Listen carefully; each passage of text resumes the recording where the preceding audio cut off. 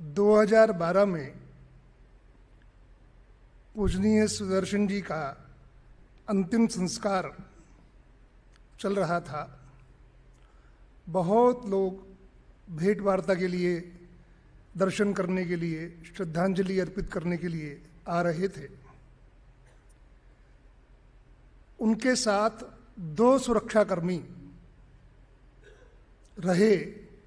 एक तत्काल साथ थे, एक रिटायर हो गए थे, सीआईएसएफ के थे। एक को स्वाभाविक आना था क्योंकि वो अंतिम समय तक साथ थे, और एक निवृत्ति के बाद श्रद्धांजलि सभा में आए। किसी ने पूछा कि भाई आप तो वही हैं, आप तो सेवानिवृत्त हो गए थे।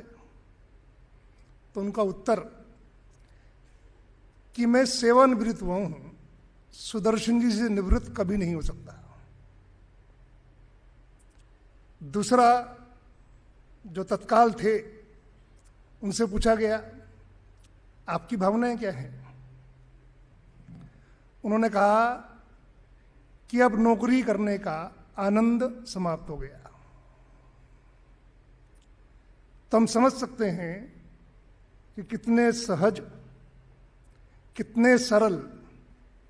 आप जानते ही हैं, प्रबुद्ध जन हैं, कि कांस्टेबल या हेड कांस्टेबल लेवल के अधिकारी रहे होंगे। सुदर्शन जी दायित्व, पढ़ना लिखना, बीटेक किया था, कर्नाटक का परिवार था, मध्य प्रदेश रहे, रायपुर में जन्म हुआ, बीई किया। तो प्रतिभा के धनी, असंख्य पुस्तकों को जिन्होंने हृदयंगम किया, भारत की जितनी भाषाएं हैं उन सब से लगभग परिचय था। ऐसे व्यक्तित्व पर अपने साथ के जो कर्मचारी थे उनसे कितने सरल थे। बहुत दृढ़ व्यक्तित्व था। 54 में प्रचारक बने, 1954 में। और प्रचारक बनने के बाद, मैंने बताया बी किया था उन्होंने जबलपुर से। प्रचारक बनने के बाद स्वाध्याय, पढ़ना लिखना और साथ साथ संघ की शाखा पर परिश्रम, वो बराबर था। वो अखिल भारतीय बौद्धिक प्रमुख भी रहे और अखिल भारतीय शारीरिक प्रमुख भी रहे। ऐसे दोनों दायित्व संघ में सामान्यतः कम देखने में आते हैं। और दोनों के साथ जो उनके साथ समय व्यतीत किए हैं, बहुत लोग बैठे होंगे, उन्हें ध्यान में है कि दोनों में आपको देखकर ऐसा लगेगा वो बौद्धिक प्रमुख के लिए ही जन्मे थे। जब शारीरिक प्रमुख बने तो ऐसा लगेगा शारीरिक प्रमुख के लिए ही जन्मे थे।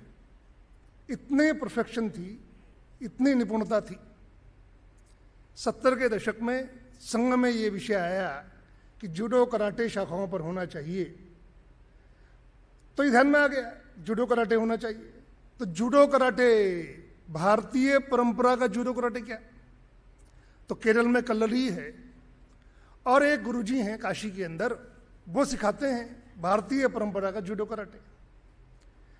जहां तक मेरे ध्यान में है 45 वर्ष की आयु हो चुकी होगी उनकी, 40 से प्लस तो थे ही।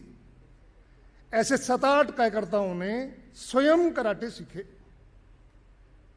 पार्श्वस्ती, ध्यान होगा बहुत लोगों को। और कराटे स्वयं सीखने के बाद तब जाकर संघ में उनको उतारा। योग विषय आया। योग विषय भी संघ में योगासन पहले से था, सूर्य नमस्कार पहले से था, बहुत आरंभ से था। परंतु योग का जो वृहत रूप है, प्राणायाम है, ध्यान है, ये सब विषय स्वयं सीखे। उनके विषयों की इतनी गहराई में चले गए कि जो विषय के जानकार लोग थे वो भी अचंभित हो जाते थे उनको ज्ञान को देखकर। और सब संघ में उन्होंने प्रस्तुत किए। घोष के जानकार थे। मेरा व्यक्तिगत अनुभव है, हापुड़ में शिक्षा वर्ग था, घोष का वादन चल रहा था, मेरे पास विजडम था, वो शायद गलत बच गया थोड़ा सा।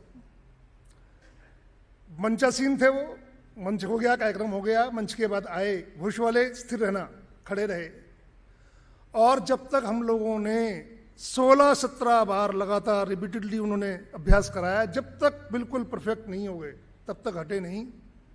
ऐसी स्थिति उनकी थी।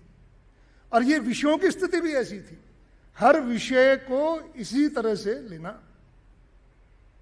ये पानी की बोतल है, अगर आप पानी दे देंगे उनको, सुदर्शन जी को, ऐसी बोतल में, तो पता है बहुत लोगों ने डांट खाई होगी कि ये क्या कर दिया। और यदि पानी का गिलास भरकर भी दे दिया तो भी पूरा 3 या 4 मिनट का लेक्चर सुनना पड़ता था कि पानी भरकर क्यों लाए, क्या भोजन के साथ पूरा पानी पी पाएगा आदमी, आधा पानी व्यस्त जाएगा, आधा पानी ये बनने में कितनी क्या क्या लगता है, गवर्नमेंट का इतना पानी स्टोरेज होगा, उसका सफाई होगी, उसमें ये डलेगा वो डलेगा, पूरा बताते थे। जीवन भर मनुष्य को सबक मिल जाया करता था कि सुदर्शन जी आए, या अपने जीवन में भी हमेशा जरूरत भर का पानी ही लेकर बैठना चाहिए, अनावश्यक जल का दुरुपयोग नहीं करना। ऐसी जैसी मैं कहानी आपको सुना रहा हूं, ऐसी असंख्य कहानियां उनके जीवन में थी। हमारे ध्यान में है अमृत वचन, सुभाषित। हम तो खैर इतने तज्ञ नहीं हैं, हम तो संघ की परंपरा के अनुसार यहां खड़े हैं, पर उनके पास सुभाषित सुनते तो इंग्लिश कोटेशंस, संस्कृत की, हिंदी की उक्तियां लगातार बोलते जाते थे। वो अध्ययन बहुत गहरा था। और संघ में भी चाहते थे वो प्रत्येक स्वयंसेवक बड़े महापुरुषों के वाक्यों को उद्धृत करना सीखे, कोटेशंस को कोट करना सीखे। और इसलिए बौद्धिक पुस्तिका लाए, अमृत वचन, उसके अंदर सुभाषित, उनकी परंपरा थी, बौद्धिक प्रमुख थे, शुरू किया। इतना ही नहीं, सिख, जैन, मुस्लिम, ईसाई, बौद्ध, सब समाजों में उनके कार्यकाल में 2000 से 2009 रहे, सब संवाद शुरू हुए। उनका कहना था कि सब भारतीय परंपरा के लोग हैं, केवल भूले बिसरे हैं, उन्हें याद दिलाना है कि आप वही हैं, पुराने लोग, आपके पूर्वज एक ही हैं, और इसलिए आप अपने आप को पुनर्स्मरण कीजिए। भारत में 25 आर्क बिशप हैं ईसाई समुदाय के, 25 के 25 एक बार केरल में बैठे, संघ के साथ वार्तालाप हुआ। पी परमेश्वरन जी, रंगाहरी जी, वहाँ के प्रांत प्रचारक माननीय सुदर्शन जी, कई लोग उस वार्ता में। वो ऐसा नहीं था कि शास्त्रार्थ था, पर था कुछ ऐसा ही। श्री जॉर्ज जी अल्पसंख्यक आयोग के अध्यक्ष थे, उन्होंने ये मीटिंग अरेंज कराई थी कि ईसाई मत में संघ के विषय में बहुत अलग अलग मत हैं। उसने ठीक है, बैठेंगे, बैठ के बातचीत करेंगे। बैठे, वार्तालाप शुरू हुआ। वार्तालाप 2-3 घंटे चला, चाय पान चला, और आप समझ सकते हैं कि कितना विरोधाभासी मीटिंग था वो। मीटिंग के बाद कमेंट्स क्या थे? संघ के विषय में हमें इतना ज्ञात नहीं था, हम संघ के विषय में आंख खोल देने वाली वार्तालाप में शामिल हुए। और तीसरा एक मजाक किया उन्होंने कि हम कभी 25 आर्क बिशप साथ साथ नहीं बैठते, आज अपने हिंदुओं का संगठन आप करते हैं, हम ईसाइयों का भी संगठन आपने कर दिया। ऐसा भी वहां में आया। और आपको ध्यान में होगा, भारतीय चर्च होना चाहिए, ये उनकी प्रबल मान्यता थी। उन्होंने कहा कि ईसाई मत का पालन कीजिए, इसमें कोई कहीं दिक्कत नहीं है। एक भगवान ईसाई मत को मानने से, ईसा मसीह को मानने से भारतीय परंपरा में कोई नुकसान नहीं होने वाला है। भारतीय परंपरा में असंख्य महापुरुष हैं, एक ये भी शामिल हो जाएंगे, हमें कोई दिक्कत नहीं। परंतु जब सब देशों में ईसाइयत अपने देश को मानती है प्रथम, तो आप भी मानिए, तो भारतीय चर्च, इंडियन चर्च होना चाहिए। इस विषय की शुरुआत माननीय सुदर्शन जी ने की। हमें ध्यान में है, सिख मूवमेंट बहुत तेजी से, जो भ्रम संभ्रम है आपको ध्यान में है, वो थे ही सब संभ्रम। परंतु उन्होंने चंडीगढ़, मेरा सौभाग्य है उस बैठक में मैं शामिल था, बहुत बड़ी मात्रा में सिख बुद्धिजीवी बुलाए गए थे, और उन्होंने विषय प्रस्तुत किया कि सिख धर्म को हमने, संविधान ने ही मान्यता दे दी है, हम भी मान्यता दे ही रहे हैं, परंतु वो मूल परंपरा क्या है, उसके और आख्यान कितने हैं, निर्मले कौन है, क्या गुरु नानक देव जी की परंपरा थी, दशम गुरु ने खालसा पंथ की नींव रखी, इतने गुरुओं की वाणी गुरु ग्रंथ साहब के अंदर है, वो सब विषय इतनी गहराई से प्रस्तुत किए कि मैं उस सभागार में मौजूद था, तो मेरे साथ एक सिख सज्जन बैठे हुए थे, बड़े स्कॉलर थे वो, तो वो अपने साथी से बता रहे थे, मैं सुन रहा था कि जितना ये बता रहा है, दस रहा है, मतलब पंजाबी में बोला, इतना तो हमारे कोई ग्रंथी बता पाएंगे, इसमें शक है। लंबा सुदीर्घ भाषण होता था। और जब बौद्धों में गए तो हिनायन परंपरा क्या है, महायान परंपरा क्या है, बौद्ध परंपरा तिब्बतियन क्या है, नॉर्थ ईस्ट की परंपरा क्या है, नव बौद्ध की परंपरा क्या है, इतना विशद विश्लेषण कि बौद्ध समाज के वो शीर्ष लोग भी अचंभित रह जाते थे, कहां आ गए हम लोग। ऐसा उनका विपुल ज्ञान था। उत्तर पूर्व में क्षेत्र प्रचारक पहले रहे थे आदरणीय सुदर्शन जी, थोड़ा ही समय रहे, 2-3 वर्ष रहे, परंतु उसके बाद अखिल भारतीय अधिकारी बन गए थे, तो निरंतर आना जाना रहा। उत्तर पूर्व बहुत जटिल है। असम का तो नाम ही असम इसलिए है कि सम नहीं है, वो अकेला राज्य है जो 8-8 राज्यों से मिलता है, हमारे ध्यान में है। तो बंगाल भी उनके साथ था, उड़ीसा भी साथ था, और सब प्रॉब्लम वाले स्टेट थे, सब में सेपरेटिज्म आंदोलन चल रहा था। आज मणिपुर बंद है, आज मिजोरम बंद है, आज नागालैंड बंद है, ये ध्यान में ही था हमारे। उन्होंने सारी स्थिति का विश्लेषण किया, बहुत जल्दी समझ लिया कि नॉर्थ ईस्ट को इस तरह नहीं देखा जाना चाहिए। एक तो नॉर्थ ईस्ट को अलग से समझने की जरूरत है, वो भारत की युगायुगीन परंपरा का एक तरह से पुरानी परंपरा से जुड़ा हुआ क्षेत्र है। ये भारतीय लोग जानते नहीं। भारतीय लोग भी नॉर्थ ईस्ट के बंधुओं को कई बार शब्दों में हल्के में ले लेते हैं, आपको मालूम है, उन शब्दों का उल्लेख मैं नहीं कर रहा हूं। इसलिए उन्होंने देश भर में नॉर्थ ईस्ट क्या है, उसकी परंपरा क्या है, भारत से कैसे वो जुड़ा, कैसे अर्जुन का विवाह वहां हुआ, वो सारी कैसे हिडिंबा वहां रही और मंदिर बना मनाली में जाकर, वो सब चीजें उन्होंने बहुत सुंदर ढंग से प्रस्तुत किए। पूरा मैप लेकर समझाते थे, बारीक नोक वाली सिलाई से लेकर, वो ये नॉर्थ ईस्ट है, ये चिकन नेक है, ये सिक्किम है। हमें ध्यान में ही है, क्षमा सहित, कि जैसे हम में से बहुत सारे लोग भी होंगे, पर मैप में कहाँ मिजोरम है, कहाँ मणिपुर है, कहाँ अरुणाचल है, कहाँ सिक्किम है, कहाँ नागालैंड है, ये जानकारी थोड़ा सा क्षमा सहित। पर सुदर्शन जी इसी बात को पहले स्वयंसेवक समझें, कार्यकर्ता समझें, नॉर्थ ईस्ट को जानो अपना देश का हिस्सा है, और साथ साथ इस अलगाववादी आंदोलनों का जवाब क्या है, तो वहां की स्थानीय परंपराओं, प्राचीन परंपराओं को निकालना, ये सब किया। प्राचीन भाषाओं को जो वहां थी, लुप्त प्राय हो रही थी, उनको केरना। अब एक संतोष की बात है कि नॉर्थ ईस्ट में लिपि तो रोमनी है, पर भाषाएं सबकी अपनी अपनी आ गई, अन्यथा पहले सब अंग्रेजी में ही जा रहा था।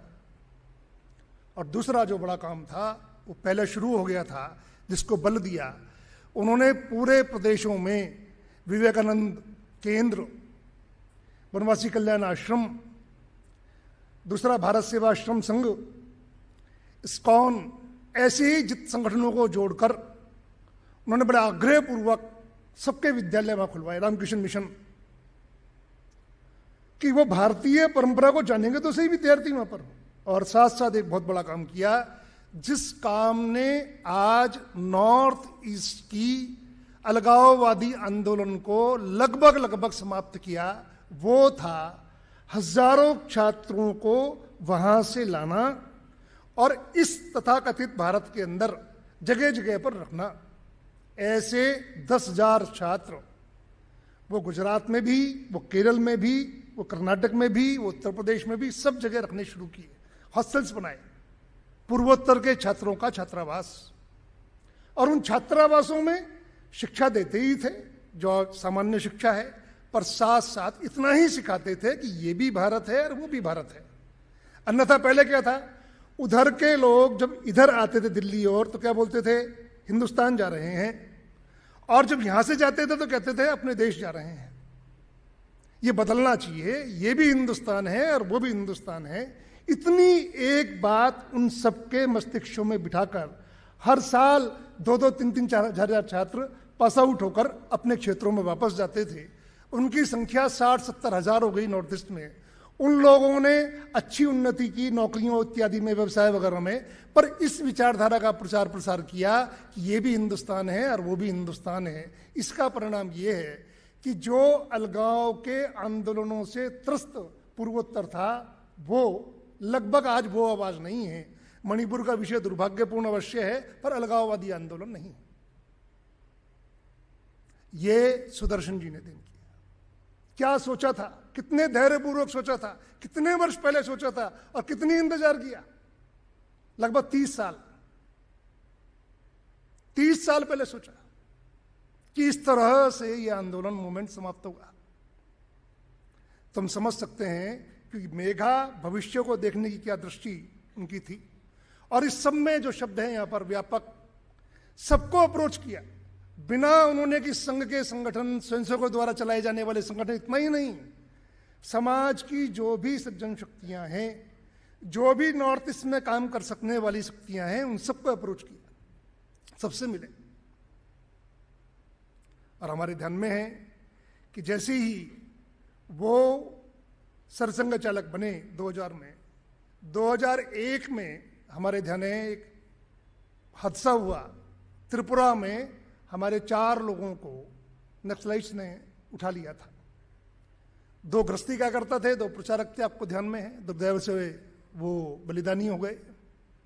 बहुत बड़ा धक्का था, क्योंकि बहुत लंबे समय बाद ऐसा हुआ। अन्यथा नक्सलाइट मूवमेंट का विरोध करने में स्वयंसेवक और संघ के स्वयंसेवकों पर प्राणघातक हमले होते रहे हैं, परंतु बहुत लंबे समय के बाद था। एक नई चर्चा शुरू हो गई, पर उस सारे विषय को भी, नक्सलवादी गतिविधियों को किस तरह देखा जाना चाहिए, इसके अंदर कौन हमारे फेवरेबल लोग हैं, कौन हमारे सपोर्टर हैं, कौन कौन सी शक्तियां हैं, उस सबको उन्होंने बातचीत करना शुरू किया। ऐसे वो व्यक्तित्व रहे। और इस सब में जिस तरह उन्होंने खुला दिल करके सिख समुदायों से आमने सामने बात की, मुस्लिम समुदायों से आमने सामने बात की, जैन परंपरा के जितनी विधाएं हैं, अनुव्रत है, दिगंबर है, श्वेतांबर है, श्रृंगारी हैं, सब जितनी परंपराएं थी, सब परंपराओं के संतों से जाके बात किया। उनका व्यापक परिचय स्मराते था। ऐसे अपने सुदर्शन जी रहे। सरलता, सहजता और स्वयंसेवक के मन के प्रश्न, आम जन के मन गोष्ठी जिस तरह हो रही है, हम तो आपको बहुत समय नहीं देंगे प्रश्न उत्तर का, पर वो देते थे। वक्तव्य कम और लंबा प्रश्नोत्तर। फिर प्रश्नोत्तर के उत्तर देने में जब तक आपके चेहरे, आपकी हाव भाव से ऐसा नहीं लगेगा कि आप संतुष्ट हो गए, तब तक वो उत्तर देते थे। मेघा थी, प्रतिभा थी। 9 वर्ष संगठन चलाया बहुत कुशाग्र तरीके से। और जो वर्तमान सरसंघ चालक हैं, वो उस समय सरकारवा थे। हमारी परंपरा में सरकारवा एग्जीक्यूशन करते हैं, सारा क्रियान्वयन करते हैं बातों का। सरसंघ चालक सब चीजों पर दृष्टि रखते हैं, नेतृत्व देते हैं, दिशा देते हैं। माननीय शेषाद्रि जी रहे, कल जब बौद्धिक हुआ उससे पूर्व माननीय शेषाद्रि जी रहे वर्षों तक। ऐसी परंपरा अपनी रही। हमारे ध्यान में है उस समय 2 आंदोलन बहुत विशेष हुए। एक तो संघ की 75वीं जयंती हो गई थी, तो क्या करना चाहिए, तो राष्ट्र जागरण अभियान करना चाहिए। संघ के विषय पूर्व सरसंघ चालकों ने महिला विषय पर जो बोला, विद्यार्थी विषय पर जो बोला, देश की समस्याओं पर जो बोला, उनकी छोटी छोटी बुकलेट बनाई और हम घर घर गए, जगह जगह भाषण दिए। ये लगभग ये मानिए 2001-2002 में पूरा चला। 2000 में 2001 में राष्ट्र जागरण अभियान। और उसके पश्चात एक विशेष अभियान उनके नेतृत्व में हुआ, वो था गुरुजी की जन्म शताब्दी 2006-07। ये बड़ा व्यापक था। मैं विभाग प्रचारक था, तो एक विषय आया सामाजिक सद्भाव बैठक, ये करनी है। हम इलझ जाते थे अपने अधिकारियों से, क्या भला है सामाजिक सद्भाव बैठक, क्या बता रहे हैं आप, क्या विषय है ये, सामाजिक सद्भाव बैठक करनी है, सद्भाव के तो बहुत आंदोलन है। पर अपने लोगों ने बताया कि सामाजिक सद्भाव बैठक इस समाज की सुप्त सज्जन शक्ति को जगाने का वृहत प्रयोग है। कैसे है, कौन लाने हैं? तो पहले मोटा मोटी लाने हैं भारत का फर्स्ट भिन्न भिन्न जातियों के प्रमुखों को उस बैठक में उनके स्तर के हिसाब से लाना। राज्य स्तर के हैं तो राज्य पे बैठक करना, जिला स्तर के हैं तो जिला स्तर पे बैठक करना, खंड स्तर के हैं, ब्लॉक स्तर के हैं तो ब्लॉक स्तर पे बैठक करना। साथ साथ अलग से कुछ और सज्जनों को जोड़िए। और सज्जन कौन है? तो हमारे देश में साधु संतों की बड़ी परंपरा है। हमारे ध्यान में है कि 2011 की जनगणना में जब आप देखेंगे तो लगभग 35 वर्ष से अधिक के 0.5% लोग शादीशुदा नहीं हैं, एकदम सन्यासी नहीं है, पर अनुमानतः उस समय 35 लाख के लगभग सन्यासी थे देश में, जो स्टैटिस्टिकल डिपार्टमेंट ने बताया। कितनी बड़ी शक्ति है, हर गांव में 4 के हिसाब से, 5 के हिसाब से। तो ये सज्जन शक्ति है, इनको बैठकों में आमंत्रित कीजिए। दूसरा एनजीओ है, समविचारी एनजीओ हो सकते हैं। कितने एनजीओ हैं? लगभग 6 लाख से अधिक देश में रजिस्टर्ड एनजीओ हैं। उस क्षेत्र में काम करने वाले एनजीओ के प्रमुखों को बुलाइए। और साथ साथ भारत के अंदर यहां पर भिन्न भिन्न मत हैं, भिन्न भिन्न समुदाय हैं, भिन्न भिन्न धार्मिक उपासनाएं हैं, ऐसे धार्मिक संगठनों को बुलाइए। और धार्मिक संगठन इतने बड़ी शक्ति है ये कि भारतीय समाज का किसी ने सीधा पीएचडी तो नहीं किया है, पर मोटा मोटा अध्ययन ये है 70% वयस्क लोग भारत में किसी ना किसी धार्मिक समुदाय से जुड़े हैं। इसीलिए उनको बुलाइए। सज्जनता के उनके अंदर बहुत वृहत गुण रहते हैं, उन्हें बुलाइए। और इस सामाजिक सद्भाव बैठक में सामाजिक संगठनों को बुलाइए। और साथ साथ ऐसे बहुत मंदिर हैं, बहुत सारे तीर्थ स्थान हैं, उनके प्रमुखों को बुलाइए। और साथ साथ ऐसे रामलीला कमेटियां हैं, ऐसे उत्सव समितियां हैं। अगर उत्सव समितियों की बात करें तो बंगाल में शायद कोलकाता महानगर में ही महानगर में लगभग 5000 से अधिक उत्सव समितियां होंगी जो दुर्गा पूजा का उत्सव करती हैं। तो ये बहुत व्यापक दायरा हो गया। अगर सही से सामाजिक सद्भाव बैठक का विश्लेषण किया जाए तो भारतीय समाज का 70-80% प्रतिनिधित्व एक बैठक में संभव है। ये उन्होंने कहा। सामाजिक सद्भाव बैठक कीजिए। हम सब लगे और सब इतना सुंदर हुआ, वो बहुत अद्भुत कार्यक्रम रहा। ऐसे बहुत लगभग 90% ऐसे लोग उन बैठकों में आए जो हमारे विचारों के भी और हमारे सीधे संपर्क के फोल्ड से बहुत बाहर थे। बहुत सफल श्री गुरुजी शताब्दी आंदोलन रहा। उसमें लगभग हम सब लोग संपर्क किए, बड़ी पहुंच संघ की आगे बढ़ी। अभी तक जैसे कल बताया, किसी भी मोमेंट में 2.25 लाख गांव तक शिला पूजन में गए थे। राष्ट्र जागरण अभियान में ये संख्या 2.5 लाख से अधिक हो गई थी। और अब ये संख्या 3 लाख से भी अधिक हो गई थी। गांव गांव में संपर्क किया। ये संपर्क करने के बाद सामाजिक सद्भाव बैठकों पर दृष्टि गई और ये फिर विषय आगे बढ़ गया। हमारे ध्यान में है कि 2009 तक सरसंघ चालक रहे और उसके बाद जो उनके साथ सहायक थे, सरकारवा थे, डॉक्टर मोहन राव भागवत, वो सरसंघ चालक बने। सरसंघ चालक बनने के बाद जैसा उन्होंने जोशी जी ने बताया, हमारे ध्यान में रहे कि कोई भी चीज, कोई भी मूल विचार संघ में बदला नहीं है। जो डॉक्टर हेडगेवार ने कहा वैसा ही परम पूज्य गुरुजी ने कहा, जो परम पूज्य गुरुजी ने किया वैसा ही लगभग बाला साहब ने कहा। बस इतना ही है, अंदाज सबका अलग अलग है। वो कविता है ना, अंदाजे बयां हर एक का अपना अपना है, ऐसा ही है लगभग। बस अपने अपने ढंग से किया और उस समय की देश काल परिस्थिति के अनुसार ध्यान में रखते हुए किया।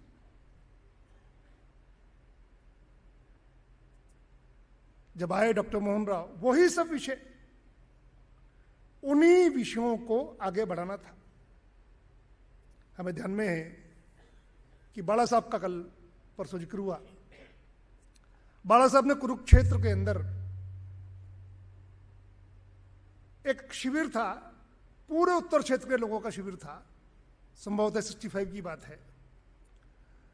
उस शिविर में बाला साहब देवरस के 6 भाषण हुए हैं। लक्ष्य और कार्य करके एक पुस्तक है, छोटी सी, अंग्रेजी हिंदी दोनों में है, मराठी में भी है।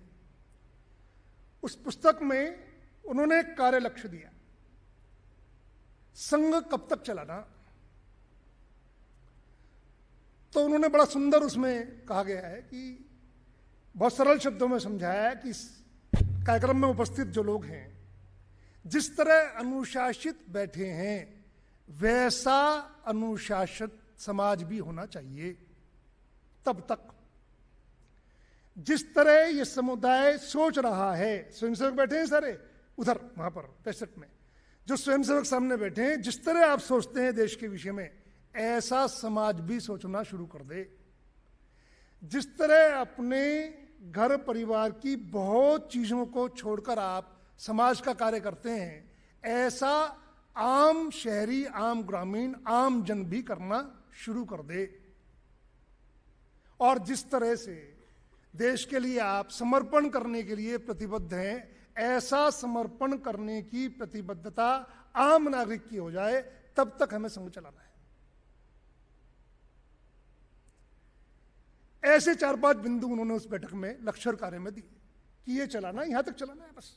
जब ये पूरा हो जाएगा, आम आदमी का व्यवहार देशभक्ति पूर्ण हो जाएगा। आम आदमी हिंदुत्व को इस ढंग से सोचना शुरू कर देगा, आम आदमी देशभक्त हो जाएगा, आम आदमी का जीवन व्यवहार अनुशासित हो जाएगा, सिविक सेंस उसके अंदर आ जाएगा, तब तक चलाना है बस। तो तब तक हम संघ चलाएंगे जब तक कि संघ और समाज एक रूप ना हो जाए, समाज जैसा संघ और संघ जैसा समाज ना हो जाए। यह बाला साहब ने कहा और इसी परंपरा का पालन हुआ। जितने भी व्यापकता में जाने की बात है वो यही है। इन्हीं बातों को मोहन राव जी ने आगे बढ़ाया। मोहन जी को हम जानते ही हैं, उनके पिताजी श्री मधुकर जी वो भी प्रचारक थे। इन्होंने जीव विज्ञान में, जीव पशु चिकित्सा में मास्टर्स किया। सरकारवा थे ही 9 वर्षों से, सरसंघ चालक बने और एक बहुत समाज में प्रवेश करने का, सरलीकरण करने का बहुत सुंदर एक बात ध्यान में आती है। वो चर्चा शुरू हुई आदरणीय सुदर्शन जी के नेतृत्व में, वो थी निकर हटनी चाहिए संघ की। ये बड़ा अपीलिंग सा विषय है, बहुत लोगों को दिल से भी छूता है। तो ये वेश बदलना चाहिए संघ का, और वेश बदलने की चर्चाएं चलती रही पर वेश परिवर्तित नहीं हुआ। फिर मोहन जी आ गए, फिर बहुत लंबी चर्चा हुई। एक बार बैठक स्थगित हुई, 5 वर्ष के लिए चर्चा नहीं करेंगे इस विषय पर। बहुत गर्म हो गया माहौल। बहुत लोगों ने कहा नहीं, निक्कर हमारी पहचान है, आइडेंटिटी है, देखकर संघ संसद जा रहा है, निक्कर में ऐसा होगा। परंतु बहुत सारे सामाजिक पहलू भी थे। जब निक्कर संघ का वेश था तब वो देश के सब, मिलिट्री का वेश था, पुलिस का वेश था। आपको ध्यान में है गुजरात के लोगों को अच्छे से कि 1972 तक महाराष्ट्र पुलिस का वेश निक्कर ही था। हाफ पैंट पहनते थे वो, ध्यान में हो आपको, नीले रंग की हाफ पैंट। मैं शिमला रहा हूं वर्षों तक, जैसा मेरे परिचय में बताया। शिमला में एक दिन कार्यालय से ऊपर ही एक कांस्टेबल जनरल का ऑफिस था। कांस्टेबल जनरल, पुलिस नेशनलाइज थी उस समय, पुलिस स्टेट वाइज नहीं थी, तो कांस्टेबल जनरल होता था। कांस्टेबल जनरल शब्द ध्यान दिया, उसका बोर्ड लगा हुआ था बाकायदा। तो हम उसके ऑफिस में चले गए एक बार देखने के लिए, शिमला में जब नया नया गया। तो खाकी निक्कर में कलफ लगी खाकी निक्कर में, खाकी शर्ट में, कांस्टेबल जनरल का बेंच लगा हुआ अधिकारी था। आपने शहीद पिक्चर देखी होगी, सैंडर्स किस वेश में था? निक्कर में था। तो निक्कर एक सैनिक, अर्धसैनिक, पुलिस, इन सबका वेश था। और आप में से तो बहुत सारे लोग ऐसे भी होंगे जो 10वीं क्लास तक निक्कर में गए होंगे, पर आपके बच्चे नहीं जाएंगे, अब नहीं जाएंगे बच्चे। तो ये काल परिस्थिति बदल चुकी। और अब मोहन जी का कार्यकाल आया, चर्चा शुरू हुई सुदर्शन जी के समय में, चर्चा पूर्ण नहीं हुई थी, विषय निक्कर बदलने का आया। तो निक्कर बदलना विषय नहीं था, ये एक प्राचीन बात को जो बाला साहब ने कही, जो मूल कही कि संघ और समाज एक रूप हो, संघ समाज में विलीन हो जाए, समाज भी वैसा ही व्यवहार करने लगे जैसे संघ का स्वयंसेवक करते हैं, इसका एक प्रतिबिंब था, रिफ्लेक्शन था एक। और इसीलिए जब एक स्वयंसेवक ने खड़े होकर बोला, बहुत बड़ी सभा थी, कि निक्कर हमारी पहचान है, तो मोहन राव ने कहा कि नहीं, हमारे स्वयंसेवक का समाज में व्यवहार हमारी पहचान होना चाहिए, निक्कर हमारी पहचान नहीं है। और ऐसा कर कर उन्होंने इस व्यापकता को, समाज में विलीनीकरण की पहल को आगे बढ़ा दिया।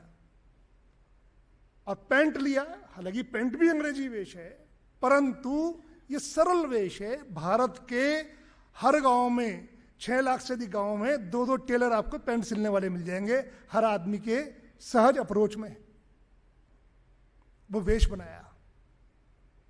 जूते पहले लॉन्ग बूट थे, फिर सरलीकरण हुआ, फिर अब सामान्य कपड़े के जूते भी पहन सकते हैं काले रंग के आप। ये सब उसी बात का, उसी विचार का प्रकटीकरण है कि हम समाज जैसे ही हो रहे हैं, हमारी आइडेंटिटी हो गई, पहचान हो गई। 70-80 वर्षों में हमारी पहचान हो गई, हम हिंदुत्वनिष्ठ हैं, देशभक्त हैं, समर्पित लोगों का समूह है, इतना बड़ा समूह हो गया, वो सब हो गया। अब एक कदम आगे, एक स्टेप आगे। ये बड़ी बात थी, ये मोहन जी के कार्यकाल में। आदरणीय भैया जी उस सब के साक्षी हैं, वो गरम गरम चर्चाएं उनके समय में ही हुई। ऐसा वो कार्यकाल रहा। उसी समय आपके ध्यान हो, विवेकानंद जी की 150वीं शताब्दी वर्ष आया, शारद सदी। उससे पहले एक मूवमेंट और आया था। मूवमेंट क्या था कि एक सन्यासी कर्नाटक के हैं, उन्होंने कहा कि गांव पर आप कुछ काम कीजिए। हमारे लोगों ने कहा भाई गांव पर तो काम किया ही है, आजादी के तुरंत बाद 2 करोड़ हस्ताक्षर गौवध रुकना चाहिए, इस पक्ष में किए ही हैं संसदों ने। पश्चात उसके 76 में दोबारा आंदोलन किया, वो आंदोलन दुखद समाप्ति हुई। उस आंदोलन पर गोलियां चली, बहुत दुखद रहा वो सब जानते ही हैं आप लोग। 2 आंदोलन हम कर चुके हैं, परंतु आप कहते हैं तो विश्व मंगल गौग्राम यात्रा आपके बहुत सारे लोगों को ध्यान में होगा, देश भर में गति किया। गौ रक्षा क्यों होनी चाहिए, गौ के गुण क्या हैं, गौ क्यों आवश्यक है, गौ की आवश्यकता इस देश को क्यों है, गौवध होने से नुकसान क्या है, वो सब चीजें बहुत अच्छे ढंग से पूरे भारतवर्ष में सभी ने मिलकर आगे बढ़ाई। उसका इंपैक्ट क्या हुआ, उसका प्रभाव क्या हुआ? उसका प्रभाव ये हुआ कि देश में 5000 से अधिक गौशालाएं उसके पश्चात खुली। उसका प्रभाव ये हुआ कि आज ब्लेंडेड गौ के दूध हैं। गौ का दूध मुझे बहुत अच्छी तरह ध्यान है, पश्चिम उत्तर प्रदेश का रहने वाला हूं, हमारी भी हरियाणा जैसी दूध की धरती मानी जाती है, परंतु हमने भी शुरू से ही भैंस का दूध पिया। हमारे माता पिता ऐसा बोलते थे, गाय का दूध होता है कोई, किधर है उसमें दूध में, भैंस का पियो, तगड़े बनोगे। परंतु आज स्थिति क्या है, गौ का दूध एक मान्यता मिल गई। आज गौ के दूध के गुणों के व्याख्याता हमसे अधिक बहुत लोग हैं। आज गौ के विषय में संभाषण करने वाले, गौ कथा शुरू हो गई जी देश में। ये सब व्यापक आंदोलन आए। ये एक कदम और था और आगे बढ़ने का, कि जो सामाजिक विषय हैं, धार्मिक विषय हैं, उनके विषयों पर भी समाज में जागरण हो। जो आम आस्था के विषय हैं उन पर भी जागरण हो। और इसके साथ ही स्वामी विवेकानंद जी की 150वीं जयंती का अवसर आया। स्वामी विवेकानंद का हिंदुत्व, उनका विश्व भर में प्रचार प्रसार हम जानते ही हैं, उसके विषय में कहने की आवश्यकता नहीं है, वो बृहत पूरा अपने आप में मामला है। तो विवेकानंद सार्धशती के कार्यक्रम करने हैं। जब हमें संकल्पना बताई गई बैठकों में, तो मुझे अच्छी तरह ध्यान में है, मैं सेवा प्रांत प्रचारक हो गया था, तो हमें लगा कि जितनी बड़ी बात हमारे लोग कर रहे हैं इतनी बड़ी संभव होगी क्या। पर हैरान रह गए हम लोग जब उस विषय के लिए हम गए। वो उनकी तपस्या का परिणाम है, स्वामी विवेकानंद की। 2 करोड़ से अधिक की भागीदारी वाला कार्यक्रम वो हुआ। अब में से बहुत सारे लोग भागीदार रहे होंगे। बहुत सारे भिन्न भिन्न तरह के आंदोलन हुए, सूर्य नमस्कार हुए, दौड़ हुई, सांस्कृतिक कार्यक्रम हुए, बहुत भिन्न तरह के भाषण प्रतियोगिताएं हुई। 2 करोड़ से अधिक भागीदारी, ये सब हुआ।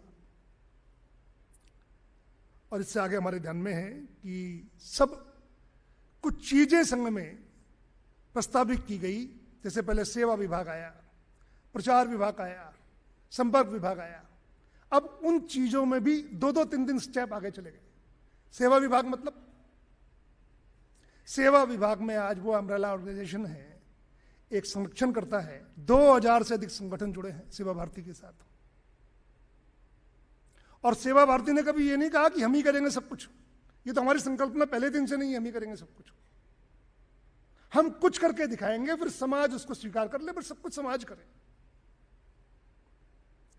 और इसलिए सेवा संस्थाओं को जोड़कर सेवा भारती ने बड़े आयोजन किए। तो सेवा भारती के साथ 2 से 3 हजार संस्थाएं आज संबद्ध हैं, और उनका काम भी बहुत बड़ा है। संस्थाओं द्वारा संचालित लगभग 2 लाख से अधिक काम है सेवा के, हमारे ध्यान में है। वो सब विषय का आयाम बढ़ गया। प्रचार विभाग, जैसे कल अतुल जी ने बताया, जागरण पत्रिका 5 लाख से अधिक गांवों में चली गई। हर राज्य में विश्व संवाद केंद्र है।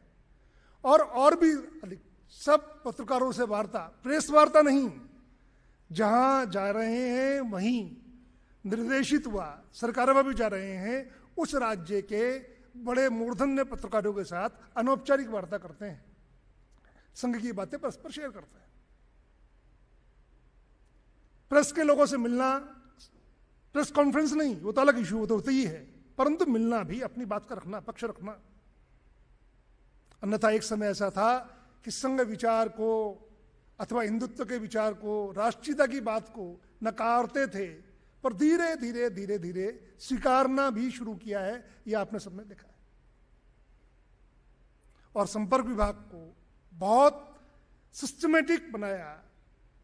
पूरे देश के ऐसे लोग जो कला, साहित्य, अभिनय, कुछ भी किसी भी विधा में खिलाड़ी, जो टॉप के लोग हैं, ऐसे 3-4 हजार लोग, उन सबसे मिलने की व्यवस्था।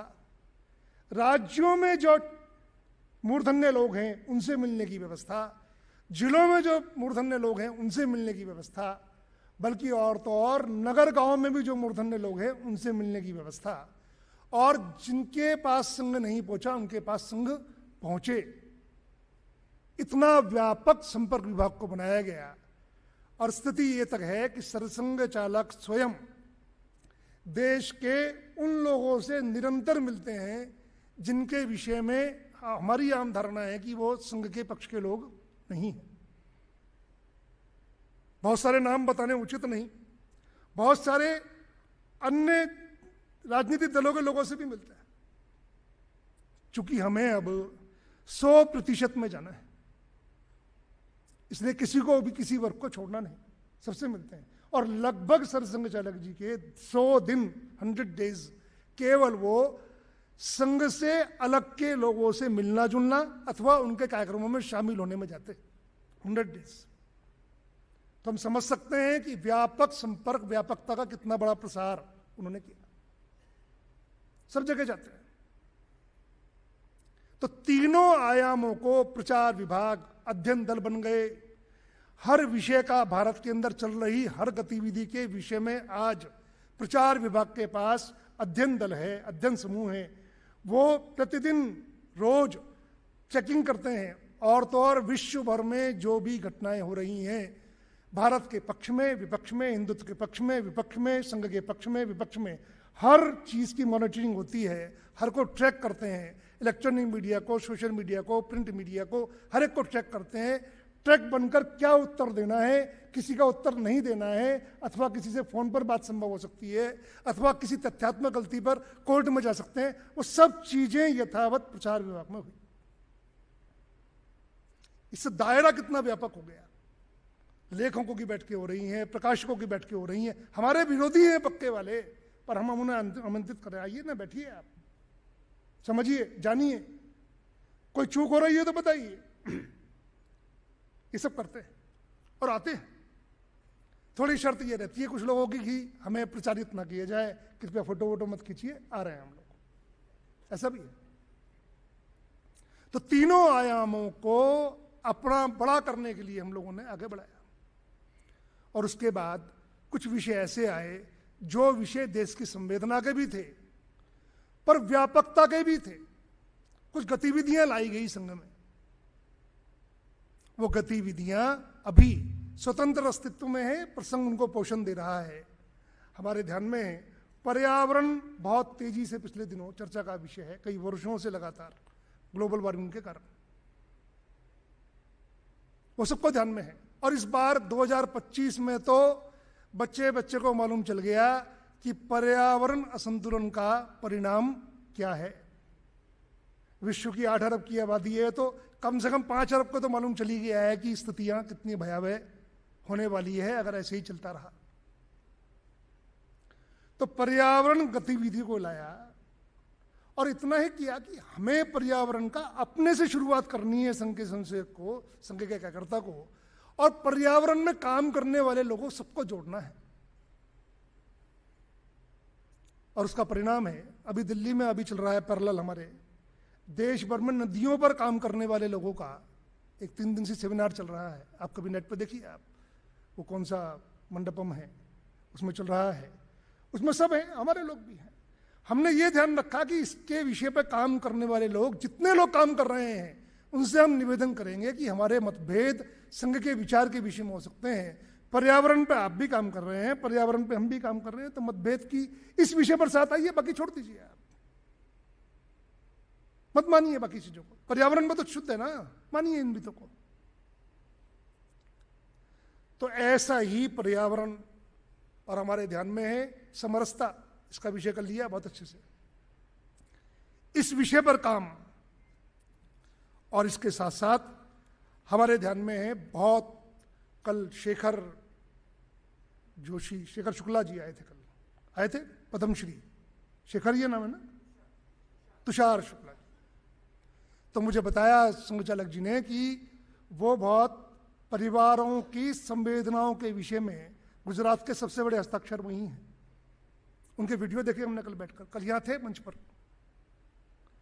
तो कुटुंब प्रबोधन, जिस संवेदना को वो कह रहे हैं, उस संवेदना को हमारे कार्यकर्ताओं ने जाना, माना, और उस बात को अब आगे बढ़ाया गया है। तो अगले वर्षों में कुटुंब प्रबोधन ये गतिविधि लाई, आगे तो चलेगी ही चलेगी।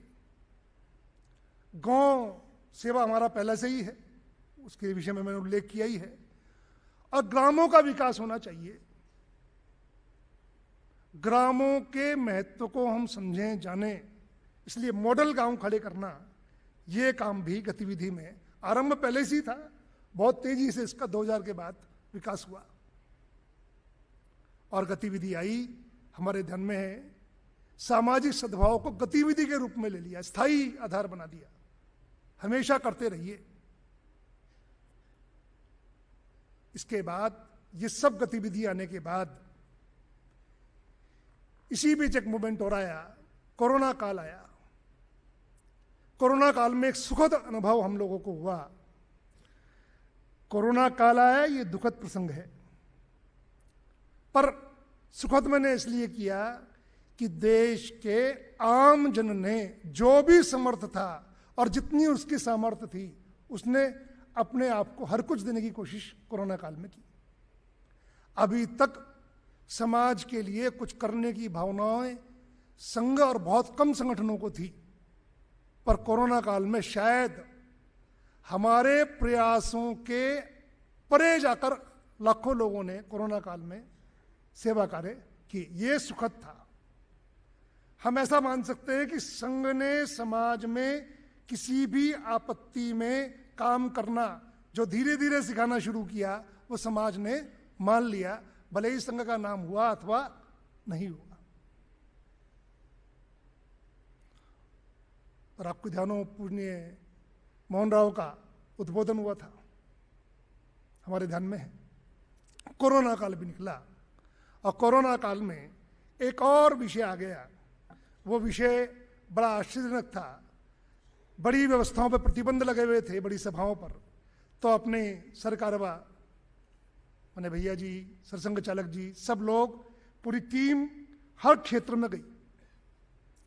विषय प्रस्तुत हुआ कि जन्मभूमि का विषय ये हो गया है, सब क्लियर हो गया है सब कुछ, अब मंदिर निर्माण होना है और निर्माण के लिए राशि संग्रह होनी है। राशि संग्रह होनी है तो सभी स्वयंसेवकों को इसमें अपना योगदान और अपने बाद समाज का योगदान कराना चाहिए।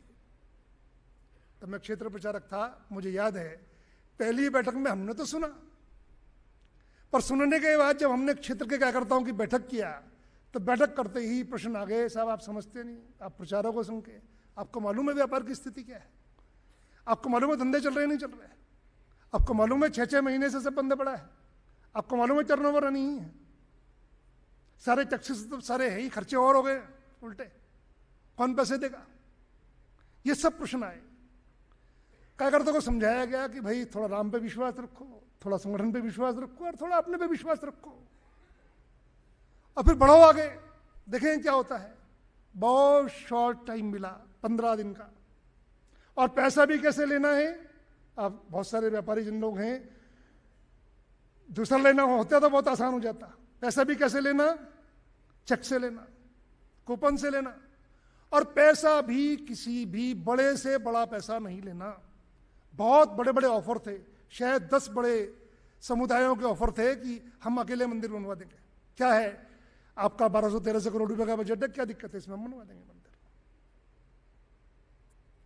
और जब संग्रह के आंकड़े आने शुरू हुई, समस्त विचार परिवार की शक्ति लगी, तो हम सब अचंभित रह गए।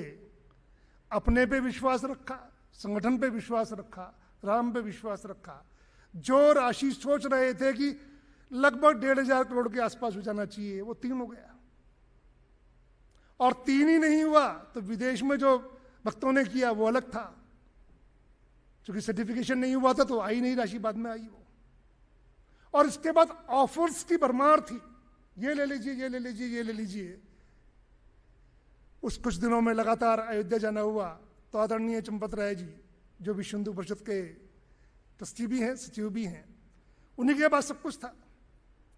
उनके फोन हमेशा खड़खड़ाते रहते थे, ये ले लीजिए, द्वार हम बना देंगे, ताले हम बना देंगे, सफेदी हम करा देंगे, लैंडस्केपिंग हम करा देंगे, फलाना हम करा देंगे, ठिकाना हम करा देंगे, दुनिया भर के। वो ना ना ना ना करते रहे कि नहीं नहीं, ट्रस्ट ने तय किया है कि इन 3 संस्थाओं को काम दिया है, इनकी देखरेख में दिया है, वही करेंगे, उसके अलावा किसी की सेवा हम नहीं लेंगे, सारा ही जितना खर्च होगा वो चेक से देंगे। चूंकि जन जन का ये है तो ये बिल्कुल पारदर्शी होना चाहिए। और इसीलिए उस काम में 12 करोड़ अब तक के समस्त संघ परिवार ने इतने वर्षों में जितनी गतिविधि की हैं, उन सब का ये वृहद रूप था। 12 करोड़ परिवार, उनसे ये राशि आई। 12 करोड़, 12×5 = 60, यानी भारत की लगभग आधी आबादी किसी न किसी माध्यम से इसमें भागीदार हो गई। ये बहुत बड़ी बात थी। और शायद पूरे विश्व भर में पॉलिटिकल पार्टियों में होता है, पर किसी सोशल ऑर्गेनाइजेशन ने इतने 15-20 दिन के समय में इतना बड़ा धन संग्रह किया हो, ये भी। पर ये कैसे संभव हुआ? राम की शक्ति तो है ही, उसके बिना तो कुछ भी संभव नहीं। परंतु ये समाज में व्याप्त होना शुरू किए, समाज में संपर्क का दायरा बढ़ना शुरू हुआ, तो स्वयंसेवक शक्ति कम होने के बावजूद भी इस व्यापकता का एहसास उस समय लोगों को हुआ जब राशि हमने अपने हाथ में देखी। और उस रिकॉर्ड को फिर समाज में फिर दोबारा एक बार हम दोबारा गए कि अक्षत वितरण करना है, और अक्षत वितरण में जाना है, घर घर जाना है। ये आंकड़ा 20 से 22 करोड़ चला गया। और जब ये बात आई कि सब वहां ना जाएं, अपने घर में ही प्राण प्रतिष्ठा को देखें, तब ये आंकड़ा और ज्यादा बढ़ गया। उसके आंकड़े इकट्ठे ही नहीं हो रहे हैं, वो 30-35 करोड़ तक चला गया, 50 करोड़ तक चला गया। एक ही दिन में, एक ही समय पर, एक ही विषय को लेकर होने वाला सबसे विश्व का वृहत कार्यक्रम प्राण प्रतिष्ठा का हो गया। ये सब जितने काम थे, धीरे धीरे धीरे धीरे एक संचालक, दूसरा संचालक, तीसरा संचालक, एक सरकारवा, दूसरा, तीसरा, टीम,